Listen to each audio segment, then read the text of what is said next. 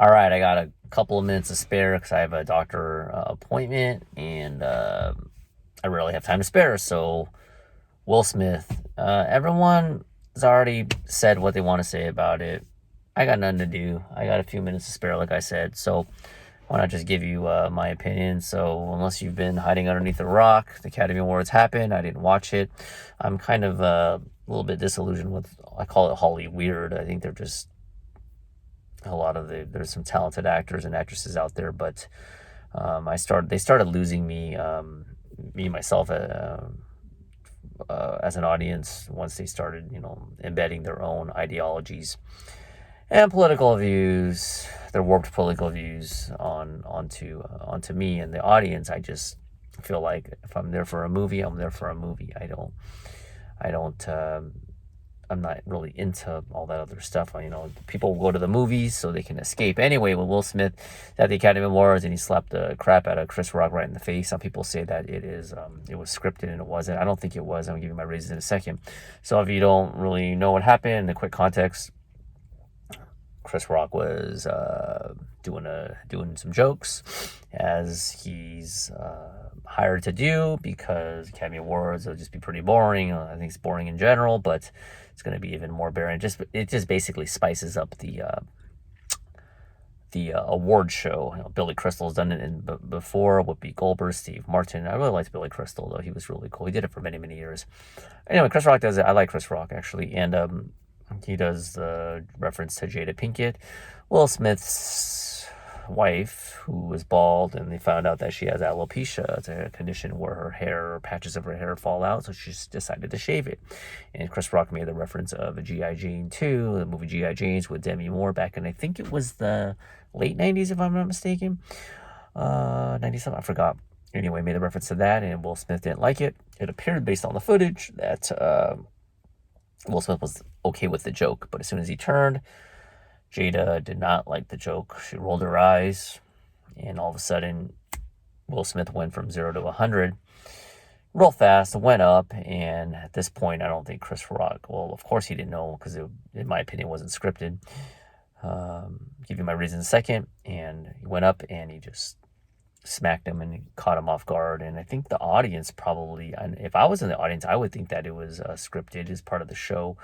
But I think what made things a little bit more awkward was that as soon as Will Smith sat down, there's probably some people in the audience that still think it was scripted because it's just a out of the ordinary thing. But once Will Smith started cussing at Chris Rock, saying "Leave my wife's name out of your effing mouth," and he said it 2 times, and they zoomed in on him, and he said it again, and it got really awkward. Chris Rock then looks to his left after, and he's like, "Okay, I'll stop the joke. I'll stop." And Chris Rock darts to the left, his left, and has this expression like, "What's going on?" I'm just gonna have to play it off, and I think he did a really good job by keeping his cool. And the reason why I don't think it was scripted is that after Will Smith slapped him, he's walking back and he kind of has this grin on his face. That's what my wife had noticed too.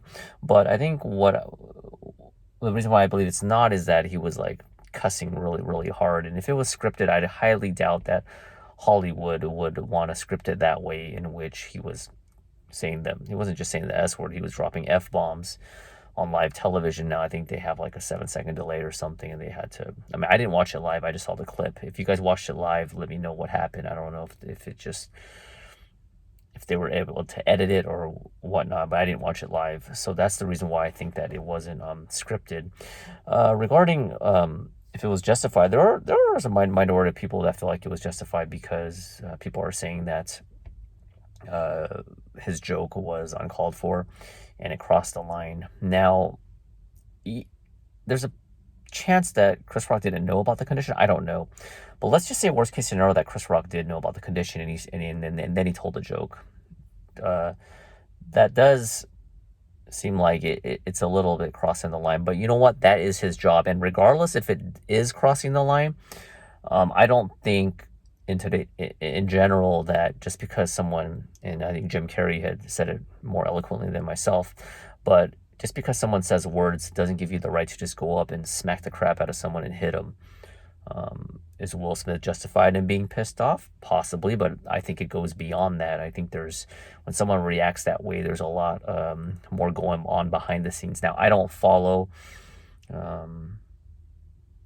tabloids really often. I'm just talking about this because I got a few minutes to spare and it's all over the internet. So who cares my opinion? But I'm just going to give you my opinion.